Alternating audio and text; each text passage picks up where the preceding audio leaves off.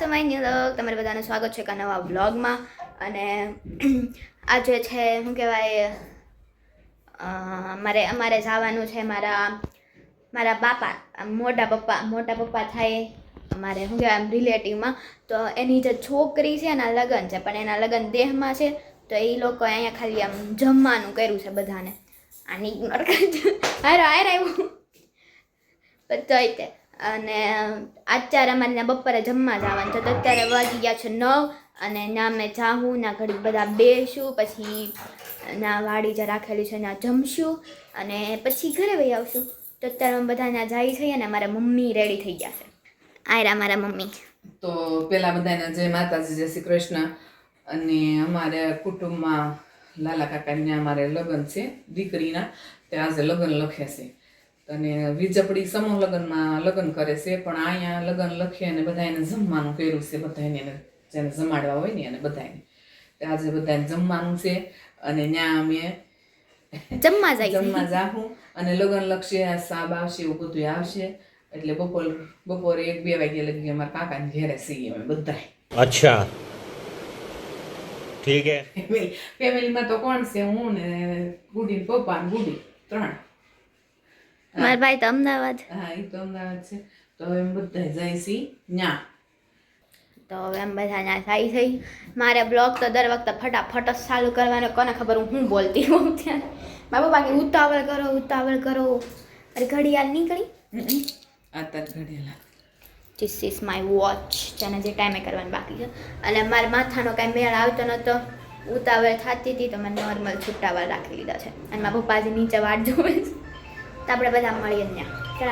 2000 years later.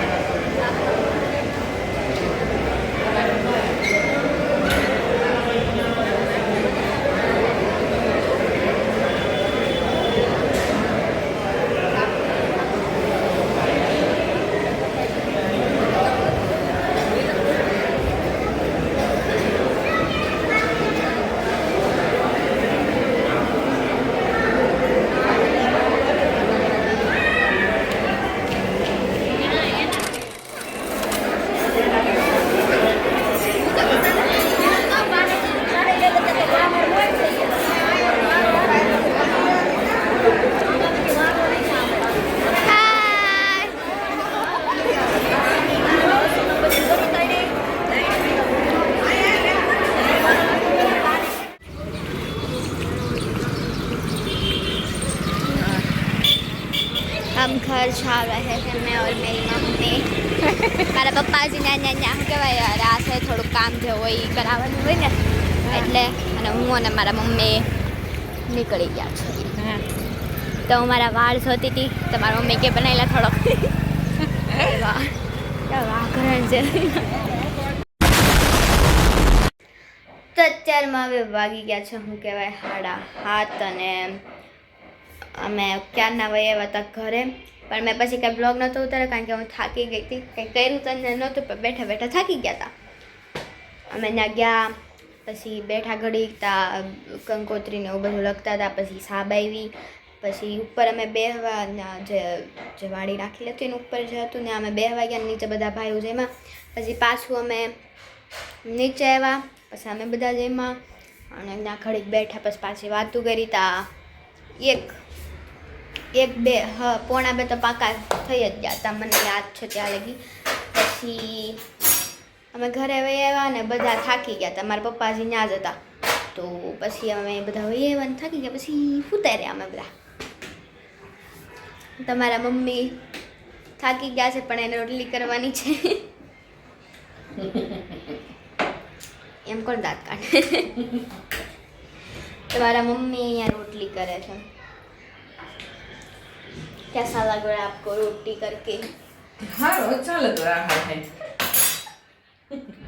कैसा लग रहा है ये? आपकी हिंदी बहुत अच्छी है शुक्रिया कह दो शुक्रिया. शुक्रिया और शुक्रिया જે વાત હે હિન્દી હા હિન્દીમાં મારી મમ્મી હિન્દીનું વધારે ગમે એટલે આવડતું લાગે થોડું થોડુંક બટ હમ इंग्लिश में बात करेंगे कल से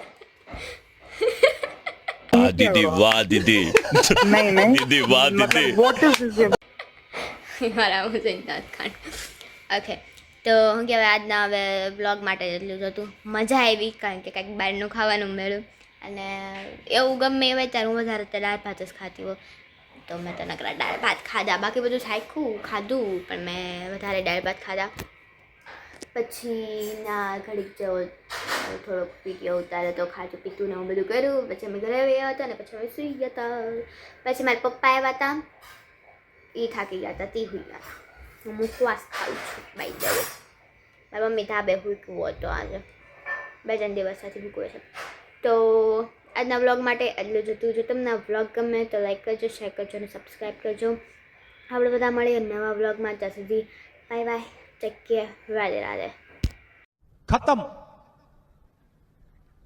bye bye tata good bye गया